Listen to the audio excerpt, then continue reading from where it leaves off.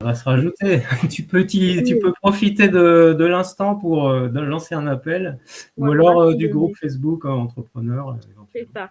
On va trouver. Ou alors carrément du chat qu'il y a sur la plateforme. Il n'y a aucun souci là-dessus. Oui, je suis alsacienne. Oui, ça s'entend vraiment. Ouais, il y a un léger accent, effectivement. Léger, quand même. Léger, ça va. Voilà, tout à fait. Oui, voilà. Et puis, je voulais juste savoir, à partir de quand, par rapport à votre expérience avec l'école, vous avez vraiment pris confiance en vous pour la suite, pour savoir que vous alliez pouvoir voler de vos propres ailes pour devenir vraiment entrepreneur ou voilà, auto-entrepreneur. Vraiment, à partir de quand vous avez eu cette sensation de pouvoir dire, ouais, ça va être simple pour moi? Ah, c'est une bonne question. Je pense que c'est variable d'un individu à l'autre. C'est ce que j'allais dire. C'est vraiment en fonction de la sensibilité et du parcours de chaque personne. Il y a des gens pour qui c'est vraiment une reconversion totale. Il y en a qui étaient déjà dans le milieu, qui baignaient dans le milieu de la nutrition ou pharmacologie, dans la pharmacie ou autre, qui avaient déjà des acquis.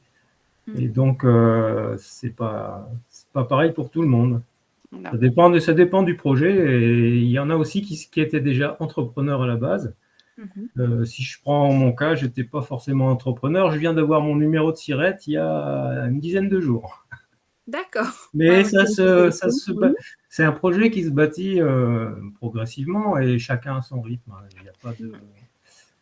Exactement, je pense qu'il faut, c'est vraiment très personnel à chacun. Je pense que chacun se lance quand il le sent. Il y a ceux qui vont très vite et il y a ceux qui vont plus lentement. Mais l'essentiel est de démarrer. Et tout l'intérêt de faire les ateliers de groupe et puis de travailler en groupe de plusieurs personnes, c'est de pouvoir vous motiver et gagner un bon mindset de futurs entrepreneurs pour pouvoir gagner en confiance au fur et à mesure des semaines et des compétences que vous apprenez pour pouvoir vous lancer d'une superbe manière. Oui. Ok, j'ai vu que d'autres personnes sont venues nous rejoindre. Alors, bienvenue à tous. Je n'ai pas tous les noms, là, je vois 4 personnes. Céline, bonsoir. Si tu veux intervenir, j'ai vu que tu avais levé la main. Oui, bonsoir tout le monde. Bonsoir Céline. Je me posais une question en fait pour ceux qui ont les deux compétences gestion du stress et nutrition. Est-ce que quand quelqu'un arrive et qui est à la fois stressé et qui veut un rééquilibrage alimentaire, du coup, comment vous faites en fait pour allier les deux? Parce que ça fait quand même beaucoup de boulot du coup. Je vais bien répondre de mon expérience personnelle. Vas-y, Florian. Moi, des accompagnements que j'ai faits, ce que j'ai constaté, c'est qu'on ne peut pas faire les deux en même temps. C'est beaucoup trop pour la personne et même à gérer en accompagnement, c'est beaucoup trop compliqué. Moi, ce que j'ai vu, c'est que quand même, le stress est à traiter avant de rééquilibrer en nutrition. Je suis sinon, vous n'êtes pas là pour vendre du rêve à votre client, donc vous n'allez pas lui dire on va faire 3 mois de rééquilibrage alimentaire si elle est trop stressée et qu'il y aura, vous le savez, aucun résultat au bout de 3 mois. Donc autant travailler le stress avant avec elle, en ayant bien identifié avec elle qu'elle l'est, si elle n'en est pas consciente. Et une fois que ce travail il est fait, déjà en plus, moi j'ai eu des clientes qui ont déjà perdu 3 à 5 kilos juste en faisant de la gestion du stress. Et après, on embraye sur de l'accompagnement en nutrition, quitte à faire un package avec la cliente pour que voilà, mais ensuite traiter de la nutrition. Oui, pour moi, c'est pareil. Je traiterai, je présente quand même, parce que souvent la personne vient pour un rééquilibrage alimentaire. Donc, je lui présente parfois quand même l'assiette santé pour bien lui montrer vers quoi on va tendre. Mais après, j'oriente systématiquement vers d'abord la gestion du stress parce que c'est une grande part. Et c'est vrai, comme Florian, moi, ils ont perdu du poids rien qu'avec la gestion du stress. Donc déjà, ça les conforte dans ils savent qu'ils sont sur la bonne trajectoire, quoi. Et j'ajouterais même qu'il y a des personnes que tu vas avoir qui paraîtront pas stressées au début de leur programme de nutrition et au bout d'un mois et demi, il y aura plus de résultats et tu vas te poser la question de pourquoi. et ben, le pourquoi ce sera ça, et tu vas l'identifier un peu plus loin quand tu vas commencer à la connaître. Et là, du coup, tu peux très bien lui dire, bon, bah, du coup, la nutrition, tu maîtrises, le problème, il n'est pas là. C'est peut-être plutôt les émotions et le stress. Du coup, bah, on va arrêter de parler de bouffe et on va parler plutôt de respiration, méditation, de choses comme ça. Et quitte à faire une micro-pause dans le programme. Moi, j'ai déjà vu fait ça. Et on reprend après de l'alimentation plus tard. C'est ce qui me paraissait le plus logique, mais je vais quand même demander. Tu peux t'inspirer également du livre du docteur Rougier, hein, 21 jours. C'est bien détaillé à ce niveau-là. D'accord. Ouais. C'est pareil, il a sorti Programmer son cerveau minceur, où justement, oui, et il parle de d'abord commencer en fait, par gérer son stress et que la nutrition arrive vraiment en 3e, voire 4e étape du processus derrière. Et voilà. D'accord, merci beaucoup. Pas de quoi. Alors, j'ai vu qu'Alain avait levé la main. Alors, je ne sais pas lequel. Il y a 2 personnes qui ont levé la main. Non, il n'y a plus qu'un, c'est bon. Alain. Alors, on t'écoute, Alain. Bonsoir. Bonsoir tout le monde. Vous m'entendez bien? Oui. Oui. Bien. Alors, j'ai une question, c'est par rapport à l'entrepreneuriat. Donc, moi j'ai terminé la nutrition en mois d'avril ou mai. Donc, je débute mon entrepreneuriat et en fait, je recherche à cibler mon persona. Et je me pose la question, est-ce que il faudrait pas que j'utilise mon étude de marché pour mieux la cibler? Elle peut, je pense, me donner des idées. C'est pas toi, Alain, qui avait beaucoup de personnel la dernière fois, non? C'était pas toi? Oui. Oui. Je pensais que c'était pas une mauvaise idée de restreindre. Voilà, c'est ce que je suis en train d'essayer de faire. Mais après, moi, je pense que c'est quand même vraiment une question de feeling. Enfin, je sais pas ce que tu en penses, toi, Florian. On a quand même un genre de personne qu'on aimerait mieux, accompagner. Alors, déjà, il y a 2 choses. La première, c'est que c'est tout l'intérêt des bêta-testeurs qu'on vous demande de recruter. C'est de les recruter en fonction d'une cible que vous avez privilégiée, que vous avez définie. Et du coup, de savoir si la cible, au final, c'est la bonne. Voilà. Et de construire vos programmes autour. Par contre, ce que tu constates, c'est que tu as dans ton offre le parcours entrepreneur et que tu n'as pas fait ton 2e atelier. Non. Et ton 2e atelier, justement, c'est définir tes offres et ton client idéal. Donc, tu auras en face de toi Charlotte ou Laurence, expertes là-dedans, pour pouvoir, je pense, beaucoup plus aiguiller et fixer le persona dont tu rêves, entre guillemets, par rapport à ce que tu avais listé l'autre fois. Mais c'est vrai que vu que tu as déjà terminé la nutrition, moi, je testerais bien les différentes personas auxquelles tu penses. Et tu vois si tu as plus ou moins d'affinité vers l'un ou l'autre. Je ne sais pas si je partirais dans une autre direction par rapport à mon étude de marché. Je pense que moi, je ferais vraiment par rapport à quelque chose que tu as envie, toi, d'accompagner. D'accord. Je dirais même que tu peux procéder par élimination, carrément. Tu peux par élimination. Aller vers les personnes, enlever les personnes, le type de personnes dont tu ne veux pas. Dont tu ne veux pas, voilà, que tu ne préfères pas accompagner. Ça peut arriver. D'accord, ok. Il faut bien définir ton pourquoi. Pourquoi tu veux faire ces accompagnements? Oui, alors ça y est. C'est pas le pour qui. Oui. Ouais, alors j'ai déjà réussi à poser mon pourquoi. Pour qui, voilà, c'est à déterminer. Et je m'étais dit que peut-être en cherchant sur le net, en faisant un petit peu mon étude de marché, eh bien, ça me donnerait des pistes, des idées. Ça va t'aiguiller. Oui, ça va. De ce que je te dirais, le meilleur truc que tu peux faire, c'est de prendre ton 2e atelier entrepreneur. Ouais, d'accord. Dédié à ça, et tu vas pouvoir discuter pendant 3 quarts d'heure que de ça. Et tu auras les personnes en face à même de pouvoir t'aider. D'accord, c'est parfait. Ok, je vais faire ça. Merci beaucoup à tous. Rendez-vous avec Laurence ou je ne sais plus, ils sont plusieurs à faire. Oui, c'est Laurence et Charlotte, mais du coup, si tu n'as pas le lien de l'agenda, tu fais un mail à l'école. Si, David me l'a envoyé le lien. Parfait. Prends ton rendez-vous, c'est le conseil que je te donnerai. C'est gentil, merci beaucoup. Je vais laisser la parole aux autres. Alors, qui attend? En attendant une question, tout à l'heure, on a eu Aurélia qui arrivait un petit peu avant avant tout le monde, qui avait posé une question, donc on va répéter un peu la réponse aussi pour tout le monde derrière. C'était au sujet, on va dire, des liens, des replays et des liens pour les lives et tout ça. Donc, si jamais vous êtes perdu, que votre lien ne fonctionne plus ou que voilà, n'hésitez pas à regarder dans vos mails. Léa envoie un mail tous les lundis matins à 8h30 avec un calendrier qui récapitule vraiment tous les liens utiles, donc tous les futurs lives qu'il va y avoir dans le mois, ainsi que les liens directement qui va porter vers les replays. Donc, c'est envoyé avec l'adresse bonjour@école53.fr. Et s'il n'apparaît pas forcément dans la boîte principale, voilà, il apparaît des fois. Moi, il apparaît dans la boîte promotion de mon Gmail, je ne sais pas pourquoi. Donc voilà, pensez à regarder éventuellement vos spams ou les boîtes mail secondaires si jamais ce mail n'apparaît pas dans les principales. Voilà. Cela dit, je crois que le lien sera toujours le même. Hein. Je vous l'ai mis dans le chat tout à l'heure. Je peux le remettre pour ceux qui se sont connectés après coup. Voilà. Après, voilà, les liens sont toujours les mêmes d'une semaine sur l'autre pour l'instant. Ils sont fixés pour l'instant. Ouais. Je vous le remets parce qu'il y en a qui sont arrivés après. Voilà.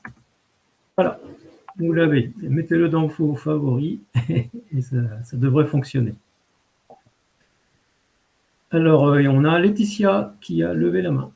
Oui, en fait, moi j'ai une astuce que j'ai mis en place. En fait, j'ai copié les liens et je les ai mis en petit onglet sur le téléphone. Vous savez, comme les applications.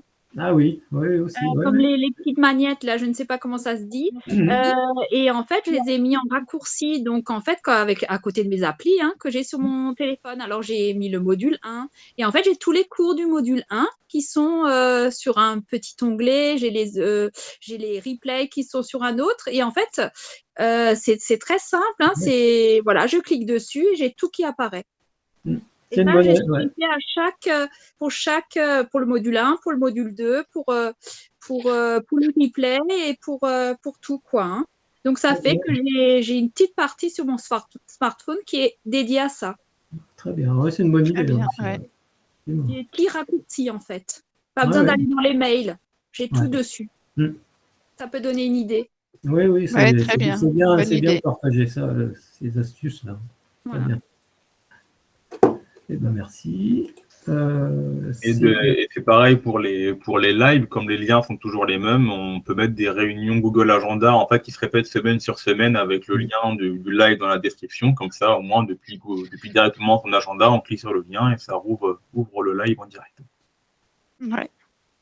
Ça peut faire gagner un peu de temps. Ok, Philippe, est-ce que tu as une question particulière à nous proposer?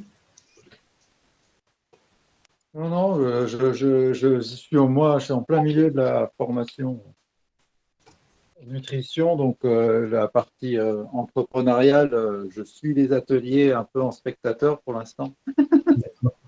Oui, c'est bien. Voilà, et j'ai déjà une idée de projet avec un ciblage. Donc pour l'instant, voilà, j'avance doucement sur cette partie-là, surtout que je suis encore en pleine activité par ailleurs. Donc, ah oui, bien sûr.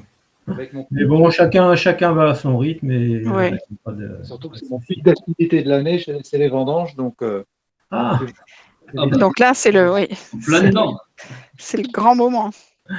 Voilà. D'accord. Mais voilà, moi je cherche. Après, moi je suis sur la région de Bordeaux. Moi je suis en train de regarder pour trouver les 3 personnes et des collaborations. Donc, ça peut être des collaborations, régionales, mais pas forcément. Pas forcément. Voilà.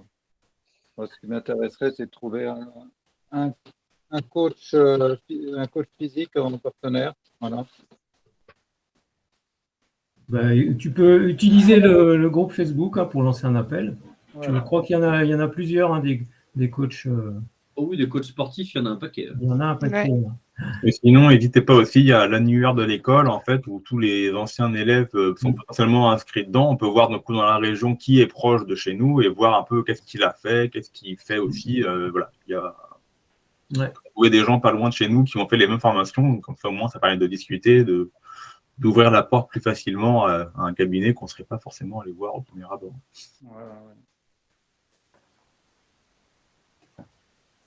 Ok. Pareil pour l'étude de marché, Alain, je ne sais pas si tu avais déjà fait ça aussi, de regarder avec l'annuaire, ça permet de voir autour de chez toi comment les anciens élèves ont vendu leurs prestations, par exemple. Oui, c'est une bonne idée. J'ai pas regardé. Je vais jeter un œil. Merci beaucoup. Alors, qui avons-nous? Qui veut s'exprimer? Est-ce que tout le monde, c'est clair pour tout le monde, tout le fonctionnement de la plateforme notamment? Pas de bug particulier à signaler. L'accessibilité aux ateliers, aux replays, on en a parlé, les projets des uns, des autres. Donc, n'hésitez pas, si vous avez une autre question. Ah, ben voilà, on a 2 questions. Alors, Céline et Laetitia. Je pense que Laetitia n'a pas baissé la main, donc c'est Céline. Ah oui, c'est Laetitia. Voilà. Oui, on écoute Céline. Alors. Ah, voilà, il n'y a plus personne. En fait, moi, j'ai une question, mais je ne sais pas si c'est vraiment ici que je peux la poser. Mais pour ceux qui font de la préparation mentale, combien de temps avant la compétition vous commencez en fait? Je pense que c'est plusieurs mois avant. Ça dépend de la longueur de la compétition. Après, Non, je plaisante. Hein. quand on connaît aussi la date de la compétition, déjà, on peut déjà commencer à se préparer tranquillement, en fait, aussi à ce niveau-là. Parce que c'est vrai que quand on ne sait pas quelle compétition on va faire ou quel marathon ou quelque chose comme ça, c'est plus difficile. Une fois qu'on connaît vraiment la compétition, dans quelles conditions elle va avoir lieu, à quelle saison ça va être aussi, voilà, si c'est en plein été, peut-être c'est pas pareil qu'en hiver, des choses comme ça.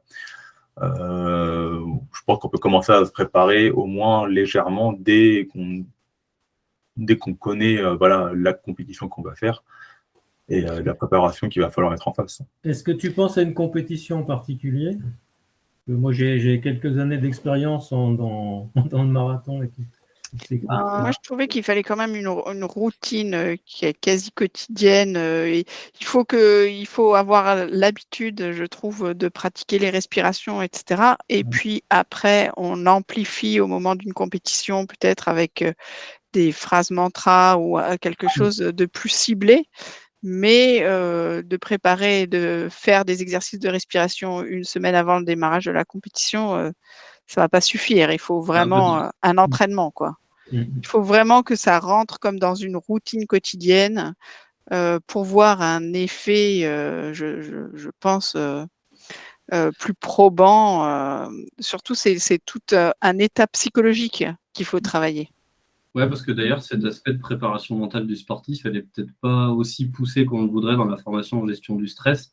Mais outre les respirations, tout ça, il y a aussi du travail de visualisation mentale guidée. Il y a beaucoup de choses, Dominique, tu dois connaître ça sur Internet, de compétiteurs qui visualisent d'anciennes courses, etc., des choses comme ça, pour se préparer mentalement. Je pense à des sportifs footballeurs, des choses comme ça. Il y a beaucoup d'études sur ça, sur le fait que, on remarque que rien qu'en visualisant, par exemple, un skieur qui se voit passer les portes, il a son rythme cardiaque, tout s'accélère alors qu'il il ne fait rien. Il peut être assis sur Donc, c'est vraiment arriver à faire une visualisation où on se remet dans l'état comme en compétition.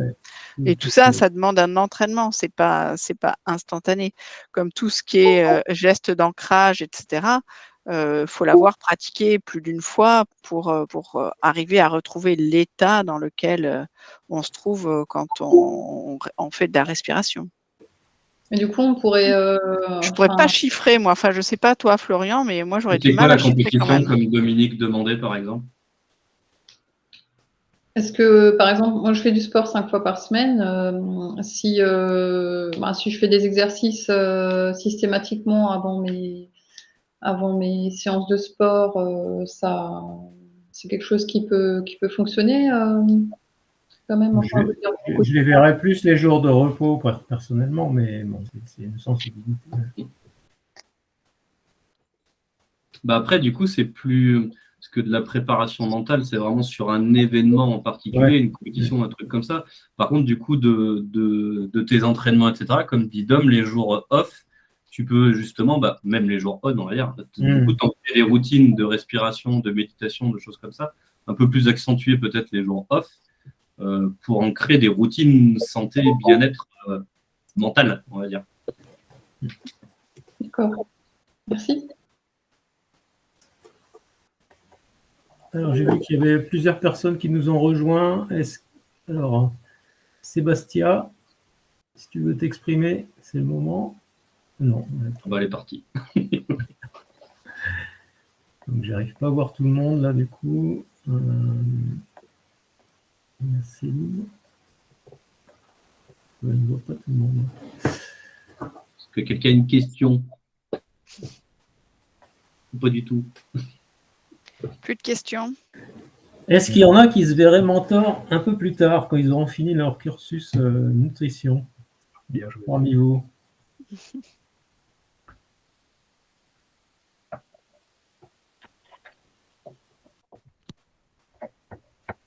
Personne. Personne, vous êtes mentor. Ah, Céline, on t'écoute. Céline, tu veux nous dire quelque chose? Le micro désactivé. Pardon. Ouais, moi, pourquoi pas. J'aime bien partager mes expériences, donc c'est ouais, aider les autres, c'est quelque chose que j'aime bien, donc oui, pourquoi pas.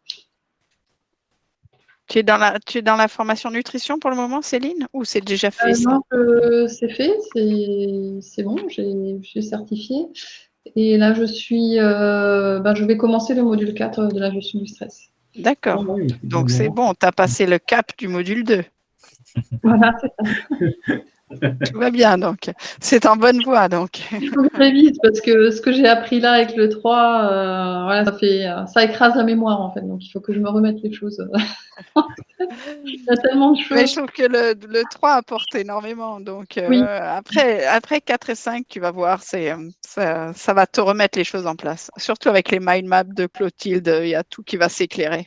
Oui, bah là, aujourd'hui, j'ai eu un semblant de lumière. Hier avec Clotilde, je sais pas, j'ai regardé mon cahier et enfin ce matin plutôt, lundi à l'atelier de 18h30, j'ai posé la question sur le body scan parce que alors Ah je oui, sais je pas me dans mon souviens. cahier, c'était un peu flou et puis en fait aujourd'hui j'ai eu la révélation, mais oui, mais bien sûr, mais pourquoi tu poses cette question? En fait, comme quoi des fois le cerveau quand il Ouais. travaille trop, il a besoin de repos et puis là c'est devenu mais clair Claire. comme de l'eau de roche. Oui, oui. C'est vrai que quand on écoute Clotilde, il y a beaucoup de choses qui s'éclairent. C'est marrant. Très bien, ben, je sais, on va arriver. Il y a Céline qui dit dans le chat, moi j'attends d'avoir plus d'expérience pour pouvoir être mentor. Il n'y a pas vraiment une question d'expérience. Ouais, c'est l'envie d'aider qui Voilà. est primordiale. Et c'est vraiment l'envie d'aider. En plus, on peut être éventuellement plusieurs mentors pour aider à mentorer si justement on ne se sent pas forcément les épaules, si on sent qu'il y a des difficultés et que seul on n'y arriverait pas. On peut éventuellement avoir justement du relais, l'aide des autres mentors pour aider. Et l'un des avantages d'être un mentor aussi, c'est que du coup, on reçoit pas mal de questions, d'interrogations. Ça nous fait toujours réfléchir, apprendre et réviser ce qu'on a vu et revu encore et encore. Et du coup, ça fait qu'on n'oublie pas, on devient de plus en plus performant au fur et à mesure des aides qu'on apporte, des permanences comme on fait là, où on doit répondre à des questions, partager notre expérience, découvrir des expériences à côté. Il n'y a rien de mieux que de transmettre pour garder ses connaissances. C'est ça, on gagne en Exactement. expérience à chaque fois. Ouais. Et pour s'améliorer. Oui, nous-mêmes. faisant partie d'un groupe, on est amené à échanger et accroître nos compétences. Vous êtes nos bêta-testeurs en tant que mentor. Exactement. Concrètement. Poser des questions auxquelles on n'aurait même pas pensé. D'accord, ok, bon, je vais voir ça. Donc, Céline, on retient ta candidature. Ça marche. Allez, les Céline, puisqu'on en a deux. Ben voilà, on a deux qui sont potentiellement volontaires. À mûrir. Je peux ajouter quelque chose à ce que vous avez dit, parce que je suis totalement en accord. En fait, quand ma fille était plus jeune et que je lui faisais réviser ses cours d'histoire, c'est moi qui retenais le mieux. Ça prouve bien que le fait d'interagir comme ça, en fait, moi, j'apprends énormément comme ça quand je relis les choses, quand j'interroge les autres. Alors, du coup, quand je révise, souvent, j'explique en fait ce que j'apprends à mon conjoint et du coup, je retiens beaucoup mieux. Oui. Et quand j'ai des petits trous, alors il suffit juste que je relise ma feuille, je dis ah mais oui c'était ça. Et du coup, je retiens beaucoup mieux comme ça. Ouais, c'est sûr qu'en expliquant aux autres, ça aide à retenir. Ah bah oui, je ne sais plus comment ça s'appelle, l'échelle de l'apprentissage. Il y avait plusieurs moyens d'apprendre. Je Ouais. sais pas. Il y a le visuel, l'auditif, et quand on combine les deux, ça se passe mieux. Et quand on montre aux autres, c'est là que ça se passe le mieux. Exactement. On a une question, on a quelqu'un, Yesel Bautista, qui lève la main. Alors, on t'écoute. Oui, bonsoir tout le monde. En Bonsoir. fait, oui, et avec mon groupe de 3, on s'est demandé pour les body scan. Et comment en consultation, quand il y a quelqu'un en consultation, est-ce qu'on met l'enregistrement, on doit le chercher quelque part ou est-ce qu'on peut l'enregistrer quelque part pour essayer avec la personne? Couper le micro de Philippe. Ouais, d'accord. Alors, comment dire, pour le body scan, je crois savoir qu'il existe sur le site du docteur Rougier plusieurs exemples sur la chaîne YouTube que tu peux utiliser. Ok. Oui. Alors, avec des fonds musicaux divers, hein, il y a les bruits de la nature, il y a les musiques zen, il y en a 3. Oui, il y a 3 échelles. Il y a 3 niveaux et il faut commencer par le niveau 1 et s'habituer au niveau 1, puis passer au niveau 2 et terminer par le niveau 3 où les fonds sonores sont quand même plus particuliers. Donc, il vaut mieux être un petit peu habitué pour pas être… Avec les fréquences, les vibrations. Voilà. À des fréquences 333, oui. On les a les liens dans la formation. Comment? On les a les liens YouTube dans la formation. Oui, je ne sais pas si elle est sur la formation gestion du stress ou pas, cette personne. C'est dans le module 3, c'est dans les vidéos bonus normalement. Il y a un niveau 1, voilà, 2 et 3. C'est trouvable dans la formation en elle-même. Ce qui peut être intéressant aussi, c'est de travailler sur une partie du corps au départ, hein, pour ne pas faire les 15 minutes complètes. Ça peut être long pour quelqu'un. Pour apprendre à quelqu'un, on peut juste faire le premier, juste sur une partie du corps, par exemple sur le ventre, sur les cuisses ou sur les épaules. Ok. Ok, merci beaucoup. De rien. De rien. Après, on peut faire ses propres body scans aussi. Oui, tout à fait. Ok, est-ce qu'il y a d'autres personnes qui veulent intervenir, Céline? Non, tu veux lever la main? Non, c'est une fausse main levée. Écoutez, on va clôturer cette séance. Je vous remercie tous d'avoir été présents. Je remercie mes collègues mentors, tous les élèves qui ont participé aujourd'hui. Et puis, n'oubliez pas, demain, on a un atelier exceptionnel 5 étoiles où interviendra le docteur Yann Rougier qui répondra à certaines questions. Donc, connectez-vous dès 12h45. Ça commence à 12h45, l'enregistrement à partir de 13h. N'oubliez pas demain. Je vous rappelle que nous sommes l'école 5.3, 5 facteurs du vivant et 3 techniques de l'entrepreneur. Et on accompagne tous les futurs entrepreneurs à du bien-être, à lancer leur entreprise. Donc, n'hésitez pas à nous rejoindre demain déjà, et puis sur Facebook et sur tous les réseaux. À bientôt. Merci à tous. Merci. Bonne soirée. Bonne soirée. Au revoir. Merci. Bonne soirée.